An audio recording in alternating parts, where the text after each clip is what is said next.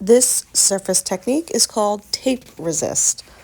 You'll see that I have a few rolls of this really thin tape for you guys to use for your design, but this one is rather straightforward.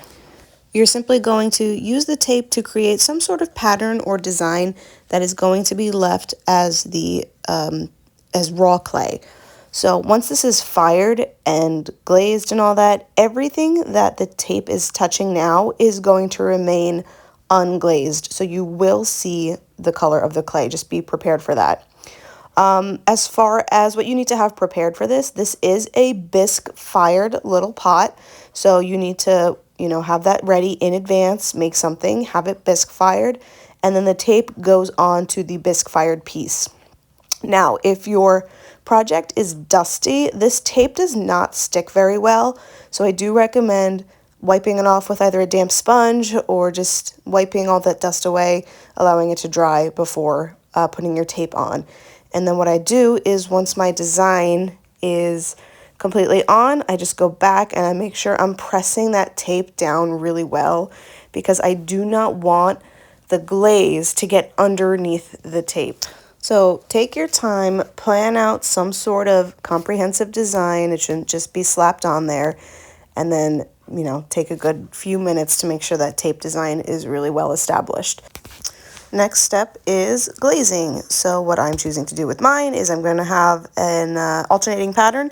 So mixing up my glaze, and I'm just going to glaze within each little tape section. So the nice part is I can get a little bit of glaze onto the tape without worrying about it, but just make sure that you're not coloring outside the lines, as you would say.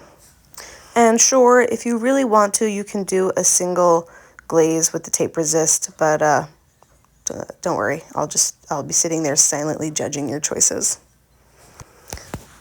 3 layers of glaze number 1 complete, and now onto my second glaze.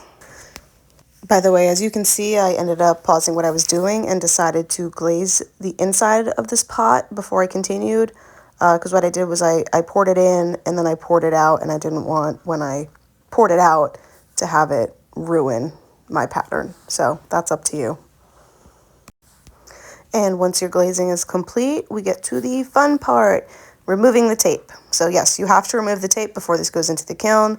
I find that using a needle tool just to lift up the edge works the best, but you'll find this very satisfying. Once you get it lifted, it just peels nicely and leaves a very crisp, clean line. And once all of that tape is removed, you can put it into the kiln room to be glaze fired, and end result, very nice crisp lines. And I actually did not plan on that transition being so smooth, so kudos to me. But this is tape resist. I hope you have fun with this one.